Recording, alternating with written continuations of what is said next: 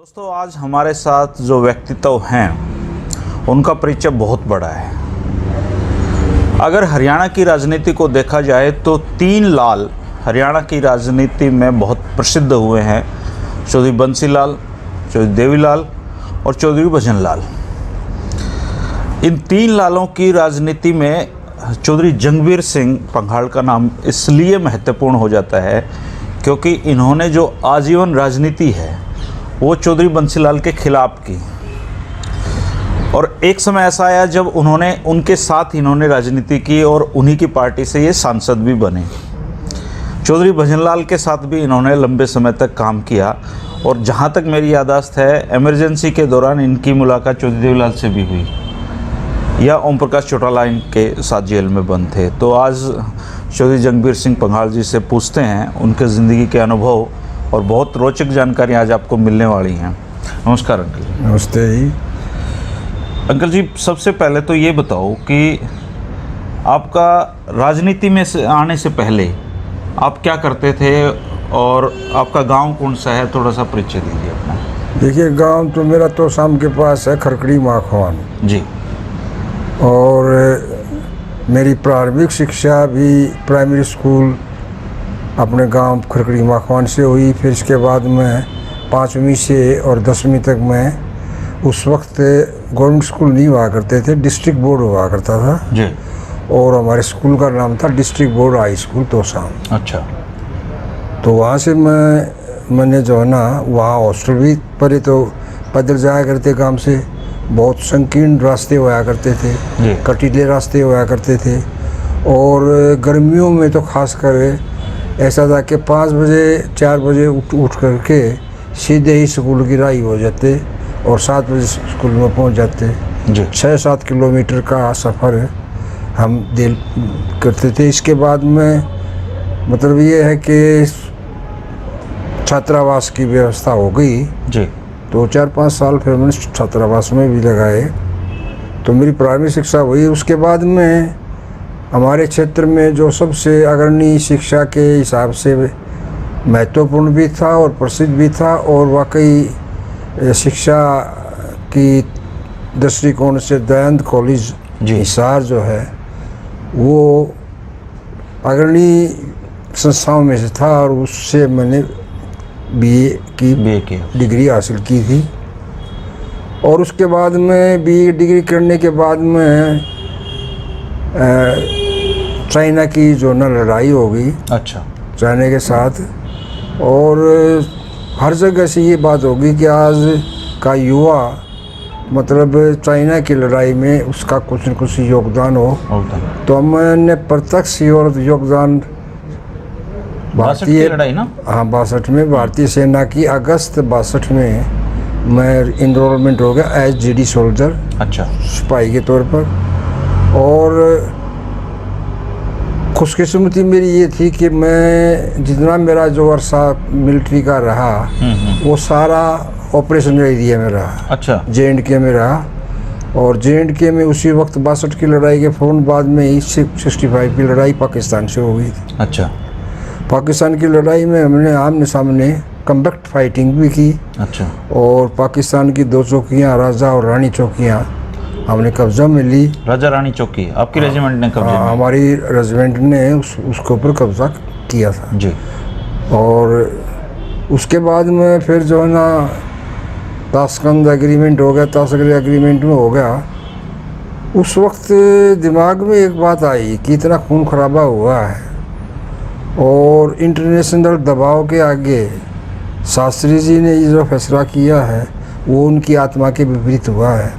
अच्छा, आप लोगों का भी मनोबल? तो हमें मनोबल नहीं, हमें आक्रोश हुआ, गुस्सा हुआ है इस बात का कि भाई ये तो सारा खून खराबा फिर किस बात के लिए हुआ है। और फिर हमने जो कब्जा किया था चौकियों का, वो पाक ऑक्युपाइड कश्मीर का था, वो पाकिस्तान का नहीं था जी। पाक ऑक्युपाइड कश्मीर का जो कब्जा हमने किया और उसको हम संसद में हमने ये भी कह दिया कि भैया हमारा है जी। तो संसद ने कह दिया और हमारा है, तो हमने तो हमारा इलाका लिया था, हमने तो किसी गैर मुल्क का इलाका नहीं लिया था जी। और हिंदुस्तान की परिपाटी भी ये रही है। आप पुराने ज़माने से देखें हिंदुस्तान की फौज ने या हिंदुस्तान की जनता ने कभी दूसरे देश के ऊपर आक्रमण नहीं किया, ये एक रिकॉर्ड है जी इसके ऊपर आक्रमण। इसने आक्रमण झेले, एक भी नहीं, जी बहुत आक्रमण झेले, सिकंदर महान से लेकर के और अंग्रेज़ों तक की जो ये जो एक किस्म से एक कड़ी बनी थी है, इसमें शक भी आ गए, हून भी आ गए, चंगेज़ खान भी आ गए, अहमद भी आ गए, गजनी भी आ गए, सारे तैमूरलंग भी आ जी। गए। तो हमने इस बात का था कि भी जब हमारी जो गैर कानूनी तरीके से पाकिस्तान ने कब्जा कर रखा है, जी तो वो कौन से जज थे जिन्होंने ये फैसला कर दिया कि भाई ये जम्मू वापस कर दो। आक्रोश हो गया पूरी सेना। बहुत गुस्सा था। और मैंने तो उस वक्त मेरे कमांडेंट से कहा कि मेरा दिल अब फौज में काम करने के लिए है। बोले आप जाओगे जनरल बनोगे, मैंने कहा जी मैं कुछ बनूँ ना बनूँ, लेकिन इस वक्त ये हालात ये होगी, मेरा दिल कतई जो है ना या करने के लिए नहीं होता। बोला कान तो आपके सामने है, आप तो जो हमारे साथ थे, कंधे से कंधा मिला करके हमने, आप कर्नल थे, हम कंधे से कंधा मिला आपके पीछे जो है ना जंग जीती हमने। तो एक दफ़ा तो वो हंसे, फिर इसके बाद उन्होंने बोला ठीक है ऑलराइट, आपका मन नहीं करता है तो आपको जो है ना हम डिस्चार्ज मंजूर करते हैं। तो फिर आपने हमने जो है ना कंपल्सरी रिटायरमेंट में आ गया। और उस वक्त फिर ये मैंने देखा कि भी हमारी जो है ना राजनीति जो पकड़ है जी वो विदेश नीति ठीक नहीं है। तो क्यों ना हम राजनीति में ही पार्टिसिपेट करके न इसको दुरुस्त करें। तो उसके बाद में मैंने, मेरे आने के बाद में जी मैंने तो फैसला ये कर लिया कि राजनीति करनी है जी। तो मैंने 67 का इलेक्शन तो शाम से एज एन इंडिपेंडेंट चुनाव लड़ा, मुकाबला भी अच्छा हुआ। 68 में एक मिड टर्म इलेक्शन हुआ, वो भी लड़ा, उसमें मुकाबला अच्छा हुआ। तो जो उस पर मैं आऊँगा, लेकिन उससे पहले मैं आप ये जानना चाहता हूँ कि जब आप पढ़ते थे तो आवागमन के क्या साधन थे आप लोगों के, कैसे? क्योंकि तोशाम एक पिछड़ा सा इलाका है। ब्रीफ में मैंने पहले ही थोड़ा सा हिंट दिया था कि इतने कटीले रेतीले और झाड़ झखाड़ के रास्ते थे जिसमें एक आदमी मुश्किल से वन वे होता था। वो अच्छा, दूसरे आदमी ने फिर जो ना, अगर वो दूसरा आदमी कोशिश भी करता तो उसके जो ना कपड़े जो ना झाड़ों में फटने के हो जाते थे। ये रास्ता था। अच्छा। और मैं आपको बताऊं, मेरी अपनी ये बात बताऊं कि उस वक्त जूते भी होते थे, वो भी गर्म हो जाते थे। अच्छा। तो वहाँ जो पशुओं का गोबर होता था ना, उस गोबर में पैर टेक करके हम अपने पैर को ठंडा करते थे। रास्ते में एक जोड़ था ये। तो वहाँ पे बाबूजी उस समय सबकी आर्थिक स्थिति ऐसी ही थी, जितने भी लोग थे ऐसे ही रहा करते। मैं समझता हूँ कि उस वक्त जो है ना जीवन स्तर लोगों का निम्न स्तर पर था। अच्छा। और खाने पीने के मामले में तो सब्जी का तो कोई नाम निशान नहीं था। अच्छा। खेत में जो चीज़ हो जाया करती उसकी सब्जी बना लेते थे, या लाल मिर्च और उसको रगड़ करके सिलबट्टे के ऊपर। अच्छा। जो कि दोनों टाइम है? दोनों टाइम। शाम को तो खिचड़ी बनाते थे। अच्छा, शाम को तो मतलब ये बात होती थी कि अब चक्की जोड़ने का वक्त आ गया। अच्छा। इसका मतलब ये है कि अब आटा पीसे नहीं है। अच्छा। औरतें अब जो ना दूध पिलाने का टाइम आ गया, वो उससे जो है ना वो करते थे। आजकल तो सारी जो है ना मशीन से होता काम। उसके बाद में फिर सफाई का गोबर बारी को इकट्ठा करके न उसको इकट्ठा करते थे, उसके ऊपर बनाते थे। उस समय तो घर के हर सदस्य के जिम्मे कोई ना कोई काम होता था। कोई न कोई काम था, और वो काम सहर्ष करता था। ये नहीं करता था कि ये काम ये करेगा, नहीं। जिसका भी जो एक किस्म से प्राकृतिक तौर से या रस्मी तौर से या सामाजिक तौर से ये ड्यूटियाँ बटी हुई थी कि ये औरतें ये काम करेंगी, और औरतों में भी ये सेक्शन की औरतें ये काम करेंगी, ये सेक्शन की औरतें ये करेंगी। बड़ी बूढ़ी थी, वो चौका चूल्हा का काम करती थी, रोटियां वही बनाती थी, रोटियां वही सेकती थी, और रोटियों के ऊपर घी चोपड़ भी लगाती थी तो वही लगाती थी। तो इसलिए उसकी इज्जत बनती थी कि अब इसकी अम्मा की अगर दाया दादी की जो ठीक ढंग से, उनका पिड्डा भी अलग से होता था। पिड्डा भी अलग से होता था। पिड्डे पे मेरे अलावा कोई नहीं बैठेगा। तो ये वो उस वक्त कितनी हारमोनी थी। मैं तो हैरान हूँ इस बात की। आज बहू ब्याह करके जाएंगे, आते ही कहेंगी मत न्यारी और वही रहती हैं। नारी के मतलब इंडिविजुअलिज्म इतना आ गया उस वक्त, तो एक किस्म से परिवार भी एक संस्था थी। अच्छा था टाइम बाबू। अब जो ना है वो सारा ही नक्शा ही बदल गया उसके हिसाब किताब से। अब चौधरी भजनलाल वैसे तो गैर जाट के नेता माने जाते हैं, लेकिन जब मैं एडवोकेट संत कुमार जी जो हसनगढ़ से विधायक होते थे उनसे बात कर रहे थे, वो बोले वो रोहतक के बार में अपनी फर्द लेके गए थे मेरे सामने, बोला, और कहा था देखो मेरे कागज देख लो मैं जाट हूँ। तो ये उनका जो जातियों के प्रति उन्होंने ऐसी गैर जाट की राजनीति की क्यों, जब वो खुद को जाट मानते थे? तो गैर जाट की राजनीति नहीं की, लेकिन राजनीति में जिंदा रहने के लिए उन आदमियों को कोई ऐसी बात तो नहीं है। उसके कैबिनेट में कितने जाट मंत्री थे? काफ़ी थे। और ये जो जितने भी थे, मैं था, नारायण सिंह था, दरबार मलिक था। मलिक को तो सर्वसुरा बना था पार्टी का। आप इसमें जाट के साथ भेदभाव की बात कैसे हो सकती है, जब एक संगठन का चाबी उसको दे? नहीं था कोई उनके मन में इस तरह कोई बात नहीं कभी भी। जब आप सांसद रहे तो किसी राष्ट्रीय राजनेता के भी संपर्क में आप आए? देखो जी, संपर्क में तो जब मैं जिन्होंने आपको प्रभावित किया हो, जिनसे आपकी दोस्ती रही हो, उस दौर के जो राजनेता थे? उस दौर के राजनेताओं में तो देखो जी, एक तो आपका जो स्पीकर थे बहुत बढ़िया आदमी थे, शिव कुमार पाटिल। अच्छा। गुलाम नबी आज़ाद भी मतलब ठीक थे। उस वक्त सिंधिया भी जो था मेरे अच्छे ताल्लुका थे, क्योंकि मैं टूरिज़्म और सिविल एविएशन स्टैंडिंग कमेटी का मेंबर था और वो हमारे चेयरमैन हुआ करते थे, माधवराव सिंधिया। वो भी बहुत बढ़िया आदमी थे और बहुत ही मतलब हरियाणा के लोगों को खासकर। उनके बेटे तो भाजपा में चले गए ना? अब चले गए वो तो। हरियाणा के लोगों को इसलिए भी उनका थोड़ा नाता है कि उनका जो खानदान था वो हरियाणा पे तो शासन करते थे, सिंधिया परिवार तो। बताऊँ 1803 में मैं बताऊँ आपको, मैंने एक दफ़ा एक 35 वर्ष की एक महिला थी, उसका वो काम था। मैंने वैसे ही फ़ोन कर दिया उसको कि जी ऐसे ऐसे मेरे हल्के की एक महिला है जी, उसका कोई काम है। तो वो मतलब टाकेटिव बहुत ज़्यादा थी, बात करती रही तो दुकान पकड़ के कहने लगे भाई हरियाणा वाले से तो खुदा बचाए, ज़्यादा बातें बहुत करते, तेरा काम कर दूंगा मैं। तो ज़्यादा ये जो ना ये वेद उपनिषद का लेख खोल के खड़ी ना हो, मैं तेरा काम कर दूंगा। तो मतलब ये था, उनके साथ था मेरा अच्छा था। जयप्रकाश नारायण जी से मिलना हुआ आपका? और एक बार हुआ था बस, दुआ सलाम, ये ऐसे ऐसे किसी ने इंट्रोड्यूस किया था मेरे को। चरण सिंह से? चरण सिंह से तो मेरा था, ईमानदार राजनेता था। हाँ, चरण सिंह से तो मैं पता ना, उनके प्रोग्राम भी करे मैंने सारा। ऑनेस्ट मैन थे, सीधा स्पार्ट। और जो उस दौर के जो आप वाले जो जैसे 66 में आपने, उस समय तो मोस्टली लोग ईमानदार ही होते थे।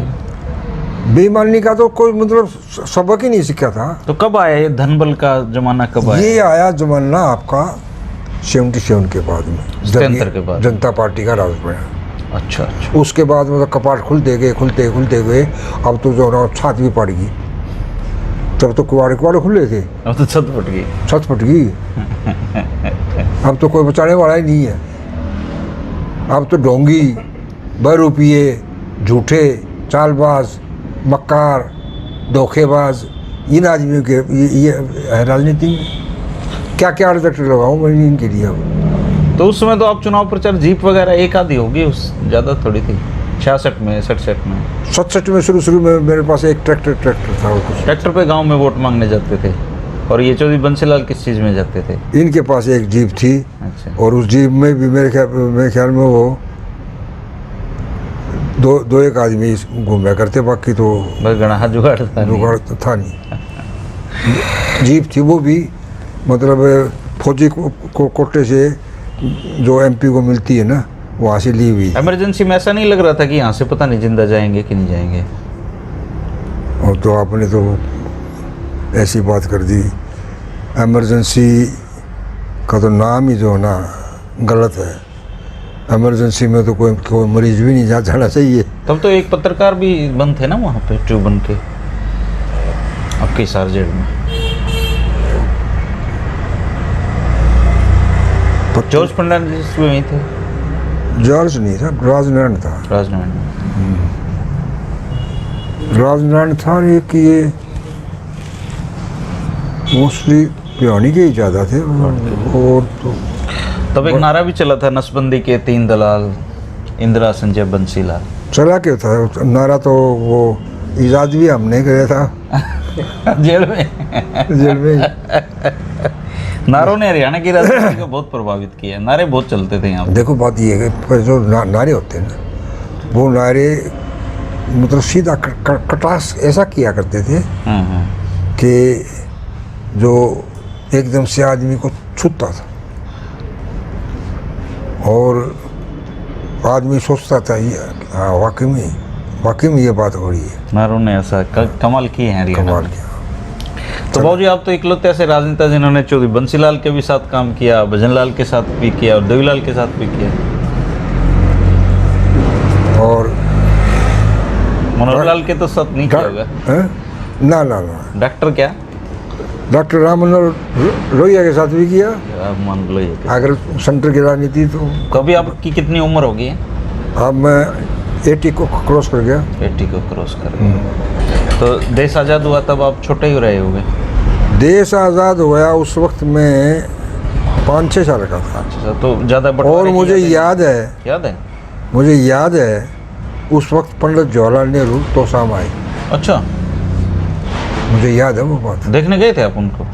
और मैं देखने गया था। मैं मेरे पिताजी को करने लगा, वो मिलिट्री से रिटायर होकर आए। मोहब्बत सिंह जी ना, वो मेरे दादा थे। दादा थे। अच्छा, चौधरी रघुवीर सिंह। अच्छा, ये जूनियर कमीशन ऑफिसर थे, उससे रिटायर होके आए थे। अच्छा। तो वो मैं उनका आगे जिद करने लगा मैं जाऊँगा, वो वहाँ इतनी भीड़ हो जाएगी, मैं काम का कोई मार देगा तेरे को। अकेला था मैं, 5 बहनों में अकेला, तो इसीलिए ज़्यादा भी मेरा ध्यान रखा करते।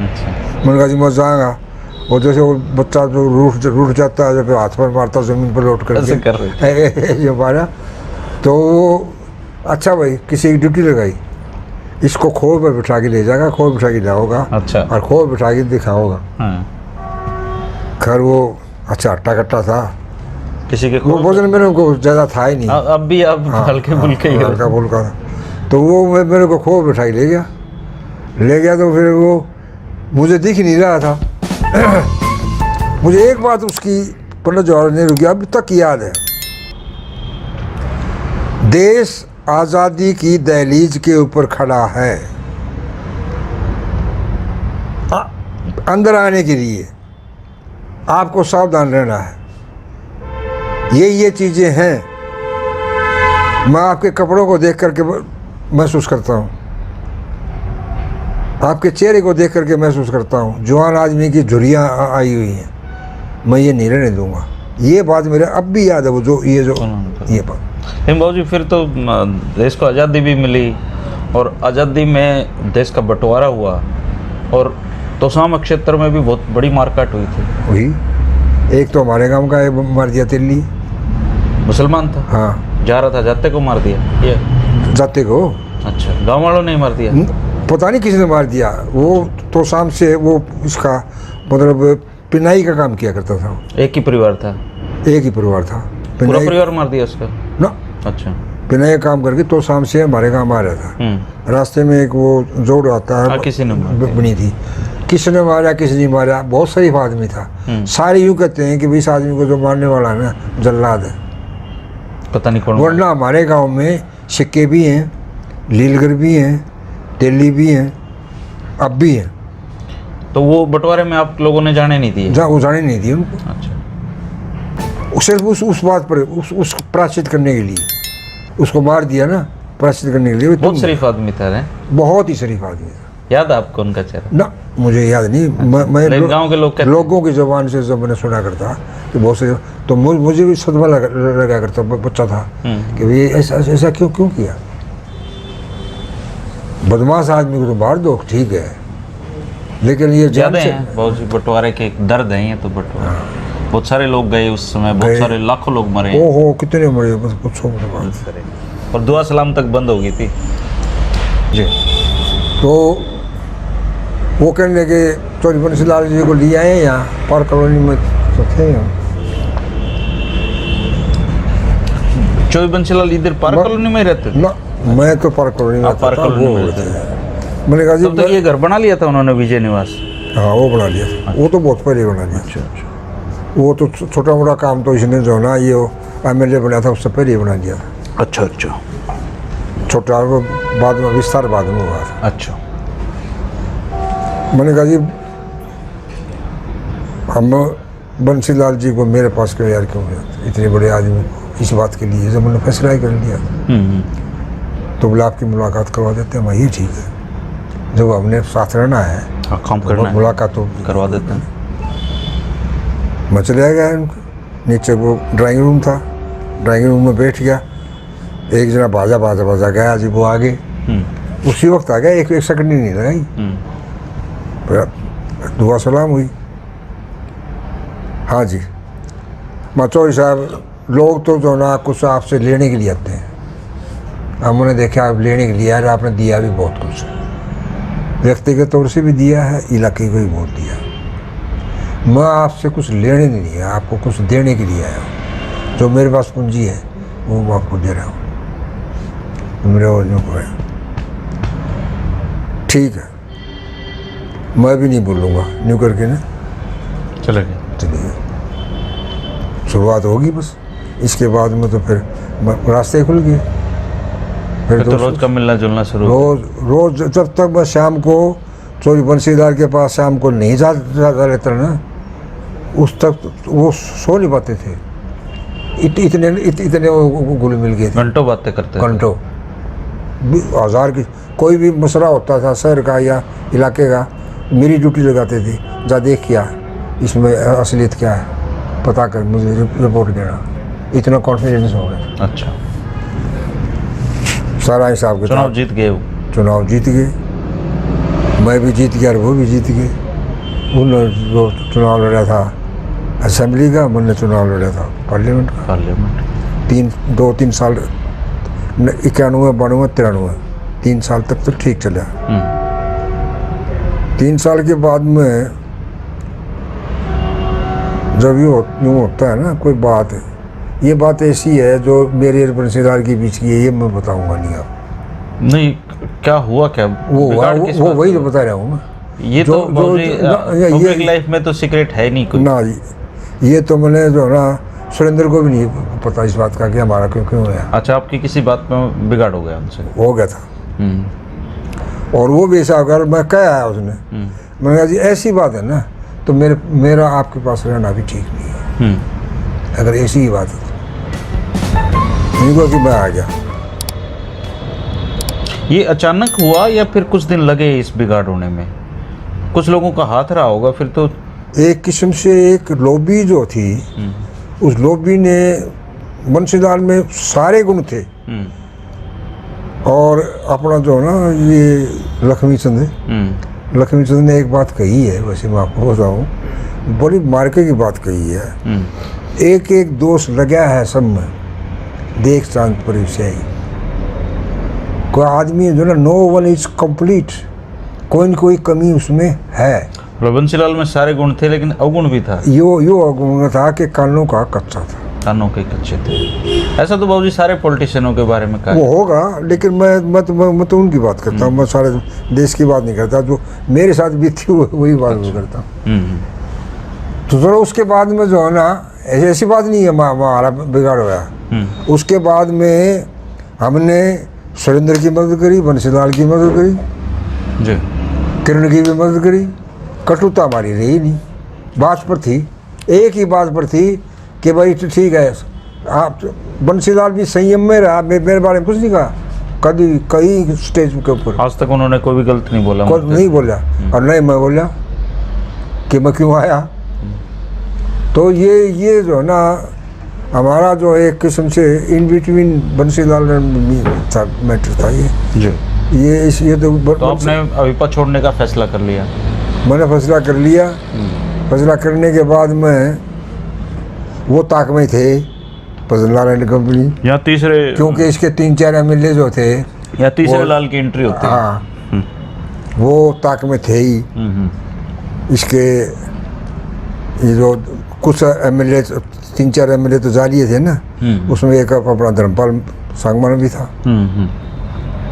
वो धर्मपाल सांगवान को इस बात का पता लग गया कि भाई मेरा इस दौरान कुछ ऐसे कुछ है। धर्मपाल सांगवान दादरी वाले। वो आया मेरे पास, बोला जी ऐसे ऐसे थोड़ी बदनलाल आपको बुला रहे हैं। मैं क्यों बुला रहे हैं? मैं तो आज इंडिपेंडेंट रहूँगा, मैं छोड़ दिया, मैंने स्पीकर को लिख के दे दिया हिंदी में, मैं तो कोई पार्टी ज्वाइन नहीं करी। बोले मिलने में क्या रहा है? मिलने में अच्छा, आप लोकसभा स्पीकर को लिख के दे चुके थे कि आप इंडिपेंडेंट रहेंगे? हाँ, मैं ये कह रहा, मैं इस पार्टी से मेरा कोई संबंध नहीं है।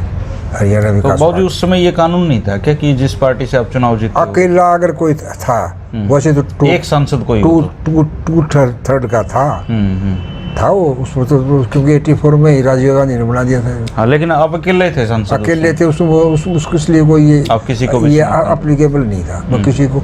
मैं जो है ना किसी को सपोर्ट नहीं कर सकता था। मैं अपनी पार्टी बना करके दूसरी पार्टी में मर्ज कर सकता तो आपने या मैं इंडिपेंडेंट था। स्पीकर कौन थे उस समय? स्पीकर शिवराज पाटिल था। शिवराज पाटिल को आपने लिख के दे दिया कि आप इंडिपेंडेंट रहेंगे? उस वक्त लिख के नहीं दिया मैंने। उस वक्त ये कहा था कि मैं जो है ना इस पार्टी से मेरा संबंध नहीं है, खत्म। जवानी बात थी वो। उसके बाद में जो लिखा पढ़ी जो हुई ना, वो तो ये है कि मैंने अपने जो है पार्टी बनाई, एक जो सिस्टम है उसको मर्ज किया, फिर उसमें कांग्रेस। अच्छा, आपने पार्टी बनाई फिर मर्ज कर दिया? वो जो एक तरीका था उस तरीके के हिसाब से किया। लेकिन उस वक्त तक कांग्रेस के एमपी हो गए फिर आप? फिर कांग्रेस के एमपी हो गए। कांग्रेस के एमपी हो गए तो फिर भजनलाल का तो आप जानते हैं, वो तो आदमियों को नाराज करना तो बहुत कम पसंद करता है। अच्छा, तो करता ही नहीं, नाराज नहीं करते थे? नाराज नहीं। एक बात तो उनके बारे में आपने मुझे पहले बताई थी कि वो माड़ी बात नहीं किया करते कभी भी। वो उसने कभी भी नहीं की ना, वो पसंद करा करते वो। ना बात करा। मैं आपको बताऊँ उसकी एक मिसाल है कि एक आपकी मुलाकात कैसे हुई उनसे? उन्होंने ही धर्मपाल जी ने करवाई ना, उस दिन का फोन आ गया।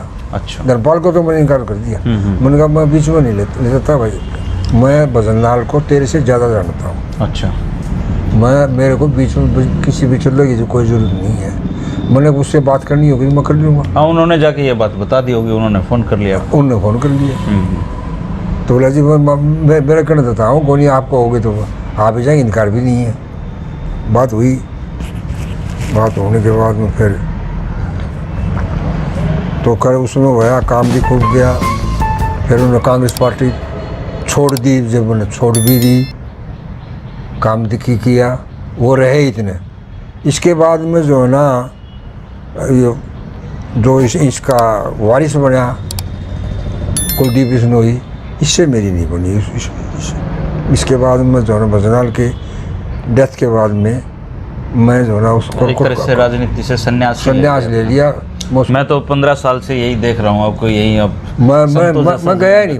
फिर मैंने कहा कि जब अब तो जो है ना वानप्रस्थ आश्रम ठीक है, और कोई नहीं, ना कहो से दोस्ती ना कहो से बैर, ठीक है बस। तो बाबूजी, जो राजनीति में आपका जितना भी ये समय रहा, इससे संतुष्ट हो आप?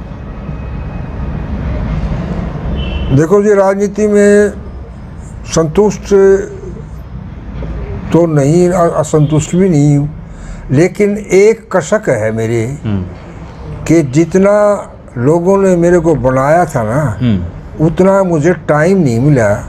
क्योंकि उस वक्त में जब इसमें मिल गया था, फिर बाढ़ आ गई, बाढ़ में सारे गिर गए, सारे काम दाम नहीं तो नहीं नहीं तो कोई नया काम तो कुछ शुरू ही नहीं हुआ। अच्छा, मतलब कुछ बड़ा काम नहीं कर पाए? नहीं, कुछ भी नहीं हुआ। नया काम तो हरियाणा में ही शुरू नहीं हुआ।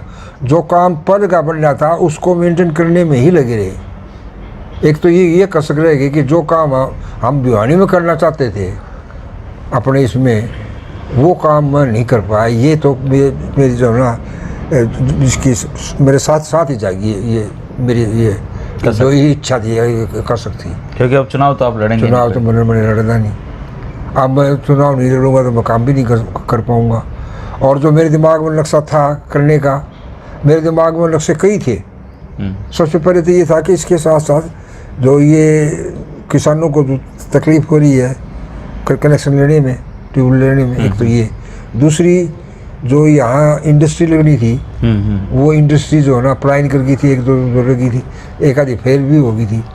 इसलिए एक इसको इंडस्ट्राइज और एक बड़ा प्रोजेक्ट सेंटर का मैं चाहता था, जैसे हिसार में ये बना है, ये एरोड्रम बना है हिसार, और ये बड़ा ये डेवलप हो जाए, भिवानी में हो जाए, ये भिवानी में हो जाए। फिर देवलाल ने आपके साथ ऐसा क्यों किया? आपकी तो ओम प्रकाश जी के साथ बिगड़ी थी। ओहो, टिकटों का बंटवारा तो जो ना वो ओम प्रकाश चौटाला ही कर रहा था ना। अच्छा। वो तो जब ये फैसला हो गया कि 5 सीएम बनेंगे जनता पार्टी के, नाच के जो लोकदल के 5 सीएम बनेंगे बीजेपी के, उत्तरी भारत में ये फैसला हो गया था। उस फैसले में हरियाणा जो था वो देवलाल के हिसाब किताब से माना गया था कि भी देवलाल मुख्यमंत्री बनेंगे। तो देवलाल तो वही करता था जो ओम प्रकाश चौटाला करता था। मतलब उनके प्रभाव में थे, उनके प्रभाव में मतलब कितना ही प्रभाव में था, उनके प्रभाव से तो वो निकल ही नहीं सके जी। और उनके प्रभाव में जितने रहे उतना ही उनको फायदा हुआ, तो नुकसान भी बहुत ज़्यादा हुआ जी। तो आपकी टिकट कटा दी? मेरी टिकट पत्ता काट दिया जी, टिकट क्या कटा दी? तो आपका दुख सा हुआ थोड़ा सा? ना, मैंने कह दिया जी वैसे टिकट काट दो, लोग मेरे साथ मैं तो चुनाव लड़ूंगा। अच्छा, निर्दलीय लड़ लिया? हाँ, मैंने निर्दलीय लड़ लिया। बंसीलाल के सामने? अच्छा, बंसीलाल को उसमें कांग्रेस से निकाल रखा था, उसने सुरेंद्र को लड़ा दिया, आज़ाद, मैं भी आज़ाद, दोनों आज़ाद। और बलबीर ग्रेवाल को फिर क्या करा, कोई पर्दे के पीछे को तिकड़मबाजी हुई। उस तिकड़मबाजी का असर क्या हुआ कि चौधरी चरण सिंह का पलवल प्रोग्राम था, मनीराम बागड़ी और कुछ आदमी जाकर के चौधरी चरण सिंह के कान भर दिए कि जी उम्मीदवार तो था हमारा जंगवीर और उसकी फॉलोइंग भी ज़्यादा है, वो बंसीलाल को हरा भी देगा, गलत टिकट बांटी गई, बलबीर को आप कह दो। बलबीर को साथ ले गए थे, कैंपेन से हट जाए, ये मैदान से हट जाए। अच्छा, तो तुमने ऐसा किया है, क्यों किया ऐसा? उनके ऊपर 5-4 तो उनके ऊपर डांट डूट मारी। तुमने किया क्यों? इसके साथ बेइंसाफी क्यों की आपने? जब आप कहते हैं कि भाई इसके पास की फॉलोइंग इतनी तगड़ी है, बंसीलाल को हराने की स्थिति में है, तो फिर टिकट आपने काटी क्यों? दिन रह गए 3 अब सारे।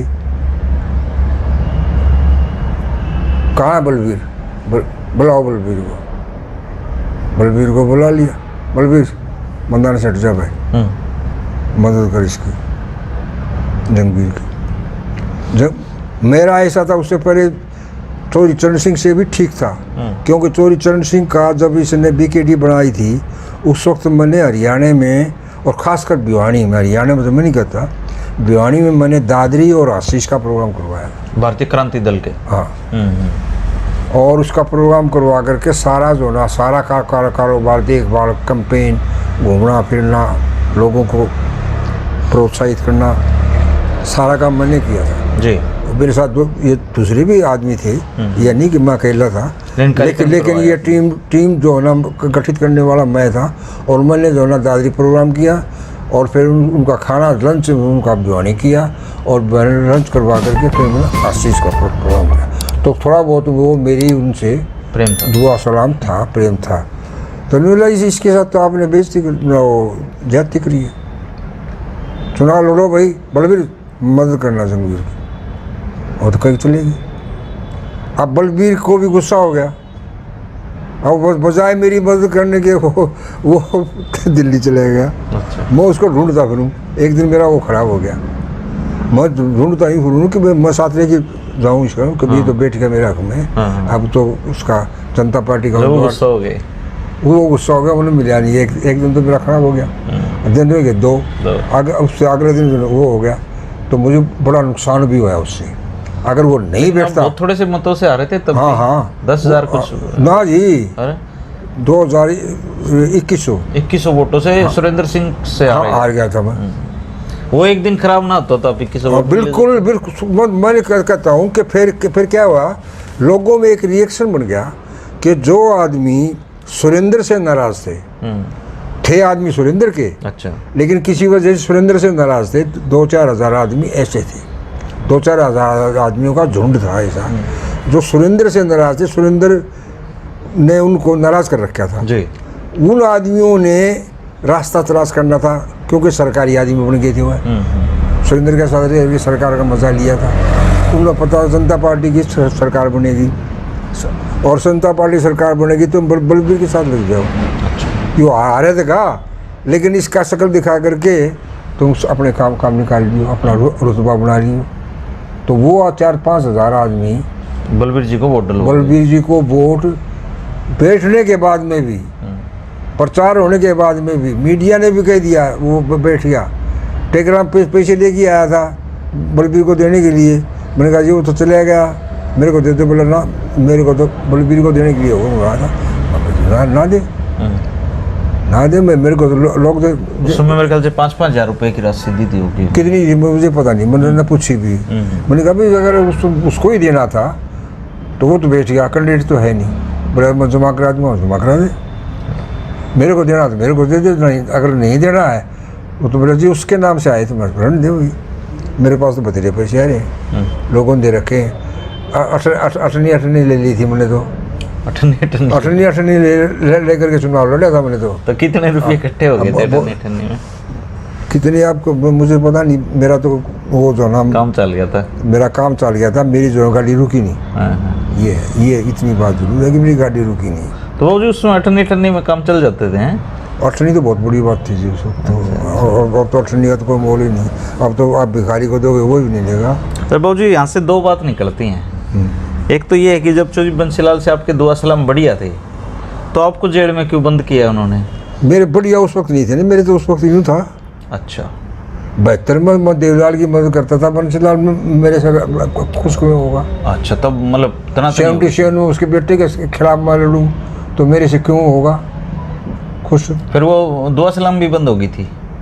फिर बंद हो गई थी, फिर बंद हो गई कि मैं वो मतलब आमने सामने मौका नहीं मिला। वो चीफ मिनिस्टर बन गया, डिफेंस मिनिस्टर बन गया, फिर तो वो तो लोगों की पहुंच से परे हो गया ना। लेकिन बाबूजी उस जो 66 में आप सक्रिय हुए राजनीति में और आपको सत्ता में जाने का हिस्सेदारी का मौका मिला 96 में ना 91 में, बहुत लंबा समय ये 24 साल का, 24 साल मैं तो कहता था ये बात कि लोग कहते हैं कि 12 साल में तो रूढ़ी के भी दिन फिर जाते हैं, क्रूढ़ी के भाग फिर जाते हैं।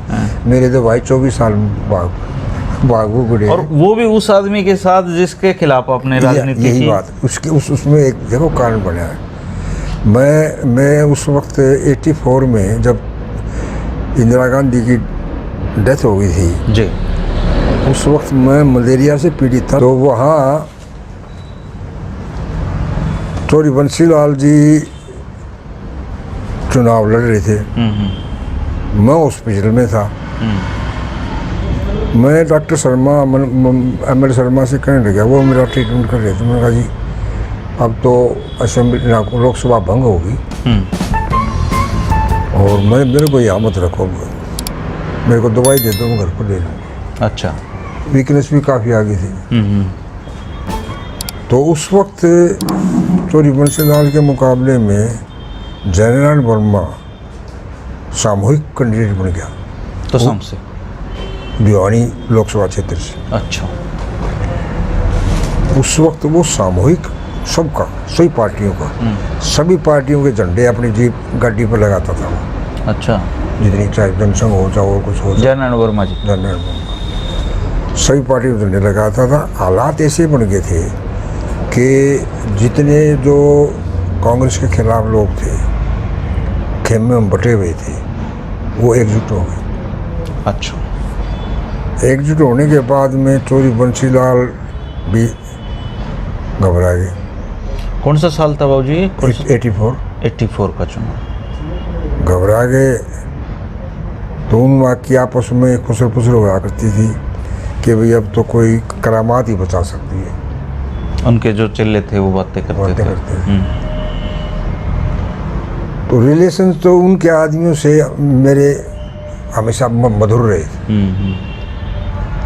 उनके 2-4 आदमी मेरे पास आए कि जी ऐसे ऐसे बात होगी, अनहोनी हो जाएगी अगर जयनारायण वर्मा यहाँ से बढ़ गया तो। कास्ट की बात भी चली। मैंने कहा भाई कास्ट कुछ की बात तुम करो ना, मैं तो देखो कास्टलेस और क्लासलेस आदमी हूँ।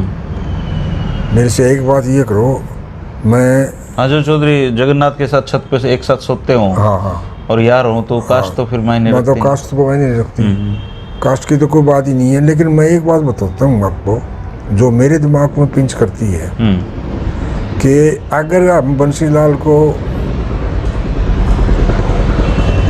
हरा देंगे तो इस इलाके का बड़ा भारी नुकसान होगा। अच्छा, ऐसा आपने कहा। हाँ, मैं ये मानता हूँ, लेकिन मैंने फैसला क्या लेना मैं अभी नहीं बताऊँगा। अच्छा, तो मैंने उसके ऊपर चिंतन और मंथन किया जी कम से कम 2-3 दिन, अच्छा, कि भाई अब क्या होगा, वो कितना वो बात बनेगी, कितनी की नहीं बनेगी, कैसे बनेगी, जी। तो लोगों के बीच में क्या कहेगा।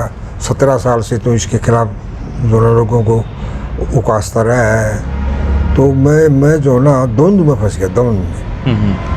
लेकिन 2 दिन के बाद में द्वंद्व के ऊपर मैं हावी हो गया इस बात पर, इलाके की बात पर, कि इलाका को नुकसान नहीं होना चाहिए, तेरा नुकसान भी सब हो जाए। जी, वो रोज़ाना आते सुबह शाम, जी, आप बताओ जी क्या क्या फैसला लिया, बताओ जी क्या फैसला लिया। तो आप लास्ट डेज में जो ना वो आए तो मैंने कहा भाई फैसला ले लिया मैंने,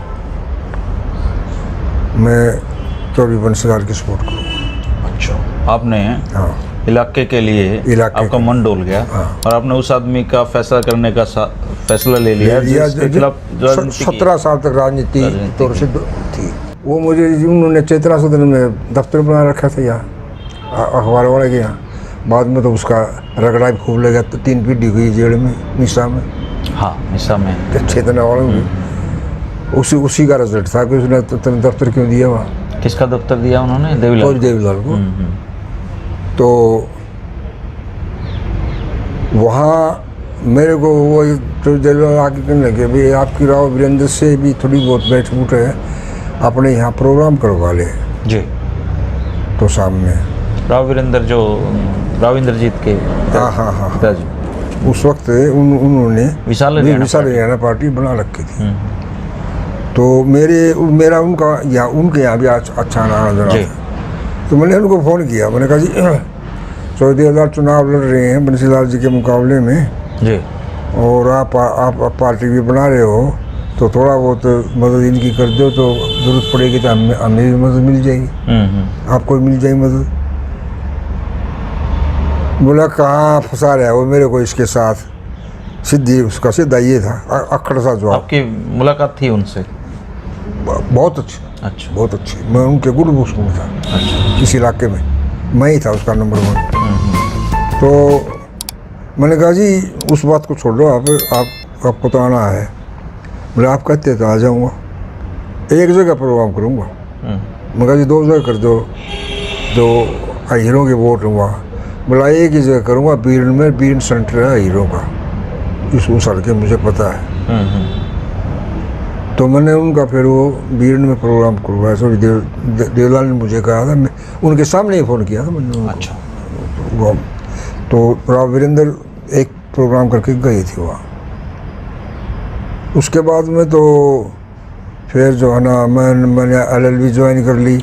अच्छा, LLB ज्वाइन करने के बाद में 2 साल हुए थे। 74 में एकेडमिक होता है, एक प्रोफेशनल होता है इसमें। 2 साल का एकेडमिक होता है जी। एकेडमिक मैंने कर ली थी और एग्ज़ाम दे करके आया था। आकर के मैं यहाँ पार्क कॉलोनी में तो जगन्नाथ के पास रुक गया।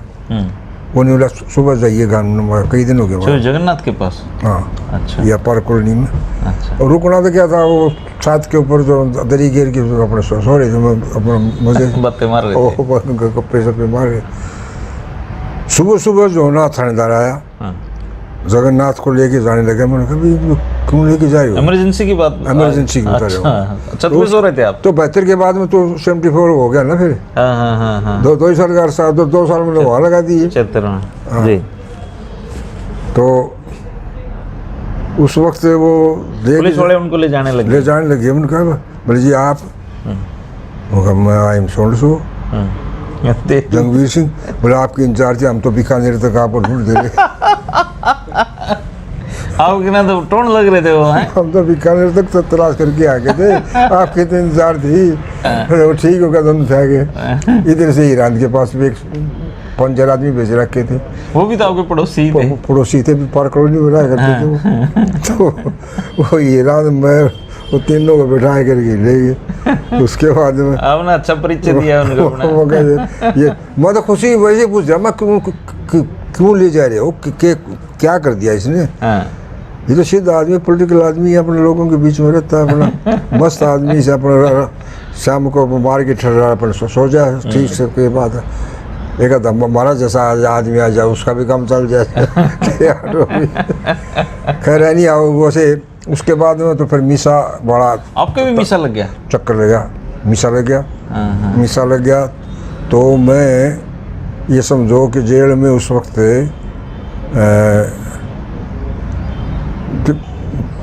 दिसंबर से नहीं से 25 जून को लगी थी। 25 जून को लगी थी ना, तो जून को 25 जून से लेकर के 12 फरवरी तक हिसार जेल में रहा। अच्छा, आप हिसार ले गए आपको? हिसार लेके सीधे उस जेल में जो है ना भिवानी के कम से कम 20 आदमी होंगे, और उस राजनारायण भी था, और ओम प्रकाश चौटाला भी था, और उसका छोटा भाई जगदीश भी था हमारे साथ ही।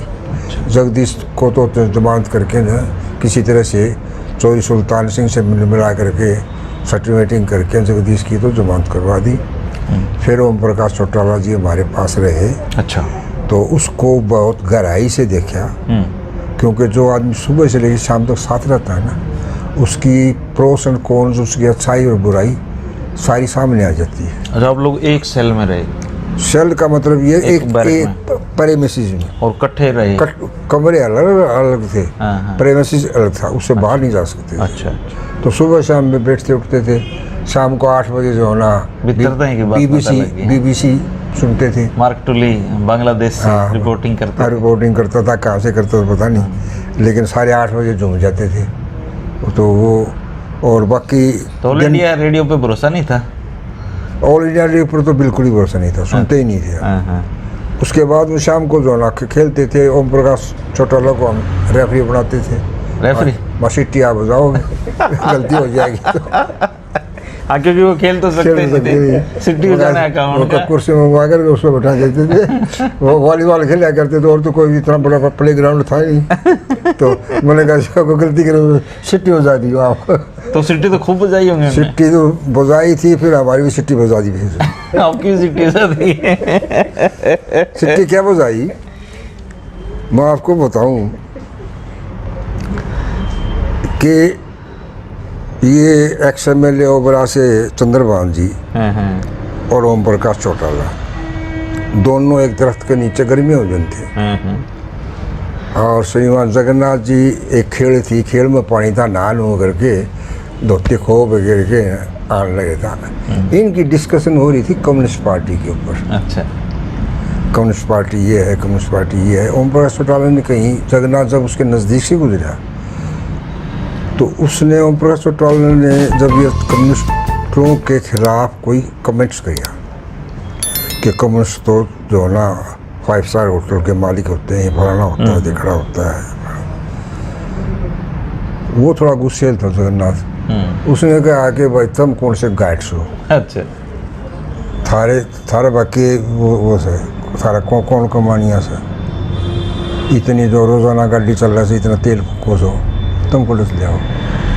बस इतनी ही बात थी, वो को ज़्यादा गहराई में उसने ये पूछा नहीं, क्योंकि जगन्नाथ को तो ये 5वां बेटा मानते थे। क्योंकि जगन्नाथ जब 62 में MLA बना ना, तो उस वक्त देवीलाल को MLA की जरूरत थी, तो ये जो है ना उनके कम में था, और इसको बहुत कॉन्फिडेंस में था देवीलाल के। अच्छा, जो जगन्नाथ को बहुत कॉन्फिडेंस में था। तो ये जो है ना जब ये उसने सुनी तो वो युवा स्टंट कि ये जगन्नाथ के मुँह से ये बात कैसे निकली है। मेरा जगन्नाथ तुम ऐसे बात कैसे करता है? क्यों? बोला मैं मेरी ज़ुबान बंद कर रखी, जेल में तो माया गया, जेल में जड़ करेगा, इस किस्म की बात होगी। खैर उनकी वो चल गई, बनने पे बीच बचाव कर दिया। अच्छा, बीच बचाव कर दिया। फिर चौधरी ओम प्रकाश मेरे पास आए मेरी अलग अलग सेल थी, हमारी कमरे अलग अलग थे। अपनी मर्जी से जब जब सो जाओ, पढ़ना हो जब पढ़ लें। ब्रजंग मेरी एक बात है, मक बोलो तो जगन्नाथ से बात नहीं करेगा। अच्छा, मुझे क्यों? मेरा नाम मुझे अच्छा नहीं लगता ये। मैंने कहा जी आपकी पसंद नापसंद के हिसाब से तो मैं चलता नहीं। अच्छा, मैं तो मेरी पसंद के हिसाब से चलूँगा, नंबर 1। नंबर 2, हम बंसीलाल से हमारी लड़ाई है, हाँ, और अगर हम अलग अलग हो जाएंगे और मैं बातें नहीं करूँगा इससे, तो ये तो मेरा राइट हैंड है। बात नहीं करूँगा तो ये कटुता बढ़ेगी। हम मिल करके बंसीलाल का मुकाबला नहीं कर सकते। एक बात। दूसरी बात, इखलाक ये है, आपको पसंद नहीं होगा, मुझे तो पसंद है। मैं किस नाते से न्यू कह दूँगा जा भाई मैं तेरे से बात नहीं करता, तेरा मैं बहिष्कार। कैसे कहूँ मैं ये बात? मैं, मेरे बस की बात नहीं है, न मैं इस जमीन का आदमी हूँ। मैं तो सीधी बात है, जो मेरे से प्यार से बोल लगा मैं उससे प्यार से बोल लूँगा, जो मेरे से प्यार से नहीं बोल लगा उससे मैं बोलना बंद कर दूँगा, लेकिन बुरी बात उसकी फिर भी नहीं कहूँगा। अच्छा, मेरी आदत यही है। आपने बोल दिया चटोला साहब उसको बोल दिया। उस दिन से हमारे उसका बिगाड़ हो गया, और उसका नतीजा क्या होगा? 77 में हमारी टिकट काट दी। अच्छा, 77 में टिकट का मैं उम्मीदवार था, उस वक्त हमारी टिकट काट दी। उसका एक कारण तो ये था कि चौधरी टेकराम कुमुंडाला से चुनाव लड़वाना चाहते थे, टेकराम की उनकी रिश्तेदारी होगी, रिश्तेदारी थी। पहला तो फैक्टर ये था। दूसरा फैक्टर मेरी भी ऐसी तैसी करनी थी। तो आप लोक दल में थे ना, जनता पार्टी में? जनता पार्टी में थे ना सारे उस सभी। वक्त। तो आपकी टिकट तो शाम से कट गई? मेरी काट दी। किसको मिली? बलबीर ग्रेवाल को। अच्छा, जो उनको तो फेंक दी। वो जीते थे ना उस बाबड़ा समय? वाला ना, ये जीतने का काम था। अच्छा। मैं बताऊंगा आपको। उसको दे दी।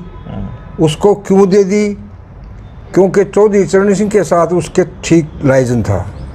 चौधरी चरण सिंह ने चौधरी देवलाल को ये कह दिया कि बलबीर का ख्याल रखना, अच्छा, इसको टिकट देनी है। अब चौधरी देवलाल चौधरी चरण सिंह का किसको दे टिकट? मतलब उसकी हुक्म अदुली नहीं कर सकता था। उसने तो उसको भी ओबलाइज करना था, और उसको जाके कहा, उसने मैंने टिकट दे दी है जी। ये नहीं कहा कि भाई मैंने एक तीर से 2 शिकार कर दिए, मैंने बलबीर को भी मार दिया और जंगबीर को भी मार दिया। अच्छा, अब मैं आपके राजनीतिक जीवन पे आता हूँ। 1966 में हरियाणा अलग बना, और 1966 का पहला चुनाव तो शाम से चौधरी बंसीलाल ने जीता, मनीराम जी के कोहरा के। हाँ, नंबर 2 मनीराम शर्मा थे उस वक्त। दूसरा जो चुनाव हुआ नंबर 3 में था उस वक्त। 1968 का। हाँ अच्छा, आपने 67 का चुनाव लड़ा आपने? हाँ, उसमें लड़ा। मेरा मतलब नंबर 2 में मैं तो थोड़े से वोटों से थोड़ा पिछड़ गया था। अच्छा। और मनीराम का, क्योंकि वो उस वक्त कहाँ के थे ये मनीराम जी? मनीराम शर्मा बापोड़ के थे। अच्छा। और ये बेल्ट जो ना, जो भिवानी के चारों तरफ बेल्ट जो तो शामिल की लगती थी, इसमें ब्राह्मण और राजपूत की आबादी ज़्यादा है, और इस इलाके से ही उसको वोट मिले थे। तकरीबन ब्राह्मण और राजपूत के वोट उनको मिल गए थे, इसलिए वो तो मेरे उसका फर्क गया। बाकी रहे उधर उस वो इलाका। चुनाव आपने कब लड़ा? 68 में जो मीटर में इलेक्शन हुआ, राव वीरेंद्र की सरकार की। तो आपकी पार्टी कौन सी थी उस समय? उस वक्त मैं मनीराम बागड़ी जी आए थे मेरे पास जी। पहला चुनाव तो था, ये था कि अक्सर उसमें के थे। अच्छा। कर्नल जनरल ये सारे जो है ना, कुर्सी गाल के ट्रैक्टर में घुमा करते थे मेरी सपोर्ट के लिए। आपकी सपोर्ट में? हाँ। अच्छा। फिर तो दूसरा इलेक्शन था उस वक्त, जो थोड़ा बहुत राजनीतिक तौर से जिसका अस्तित्व था इस इलाके में, वो समाजवादी सोशलिस्ट पार्टी के थे। उसके नेता हुआ करते Maniram Bagri. Samajwadi socialist party, SSP, जो डॉक्टर लोहिया ने बनाई थी। सोशलिस्ट पार्टी के 2 फाड़ हो गए, एक प्रजा सोशलिस्ट पार्टी बन गई, एक संयुक्त सोशलिस्ट पार्टी बन गई। संयुक्त socialist party doctor Ram Manohar Lohia की पार्टी थी। डॉक्टर राम मनोहर लोहिया के वो शिष्य थे मनीराम बागड़ी, और मनीराम बागड़ी उस वक्त बहुत ज़्यादा सक्रिय थे अपोजिशन में। अच्छा।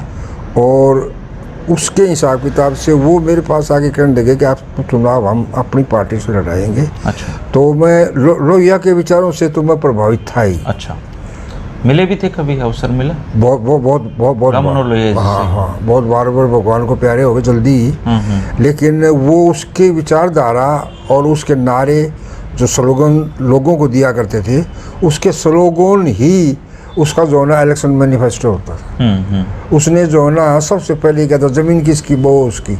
इसका मतलब ये है कि जो काश्तकार है, जो काश्त करता है, ज़मीन का असल मालिक तो है। अच्छा, ये नारा लोहिया जी का है। नारा लगा था। इसके बाद में अपने देश में अपनी भाषा ये है राष्ट्र की परिभाषा। अच्छा। मतलब ये है कि वो ये चाहते थे कि इस देश में हिंदी का वर्षा बढ़े, अंग्रेजियत को छोड़ें लोग। और ये जहाँ तक कारखानेदारों के लिए थी, उस वक्त उनका नारा होता था आधे से कम न डेढ़ से ज़्यादा। अच्छा। ये है समाजवाद की परिभाषा। मतलब ये है कि जो कमाई करते थे वो कहते थे कि एक जो पेनिसिलिन का टीका है उस वक्त ये यही था ज़्यादातर एंटीबायोटिक के हिसाब के साथ। फिर बाद में तो ये फेल हो गया, फिर तो दूसरे और हो गए, क्योंकि पेनिसिलिन तो थोड़ा सा उसका इफेक्ट अलग सा बुरा लगेगा। तो वो ये कहते थे कि एक वो जो 10 पैसे का जो ये बनाने में लगता है, ये गरीब को 1.5 रुपये में मिलता है। क्यों? मुनाफा लो, लेकिन 1.5 से ज़्यादा, आधे से ज़्यादा और 1.5 से ज़्यादा, आधे से कम और 1.5 से ज़्यादा। ये था उनका। मेरा मतलब कहने का ये था कि इस किस्म की स्लोगन जो होते थे ना, वो उस पार्टी की विचारधारा को रिफ्लेक्ट करते थे। और उससे मैं, क्योंकि वह ये एक दफ़ा कम्युनिस्ट पार्टी के ऊपर जिक्र हुआ, तो वाई चौहान ने ये कहा कम्युनिस्ट पार्टी के बारे में कि भाई जब आदमी जवानी में होता है ना, उस वक्त तो सारे कम्युनिस्ट होते हैं। अच्छा। मतलब जज्बात उसके मतलब प्रोग्रेसिव, हर जवान आदमी के जो कम्युनिज्म से जुड़े होते हैं। हाँ, वो तो सारे कम्युनिस्ट होते हैं। मतलब ये है कि प्रोग्रेसिव होते हैं जी। और मैं भी जो ना ये लोहिया का था बीच का, न पूंजीवाद और न ही सारा पूरा ये।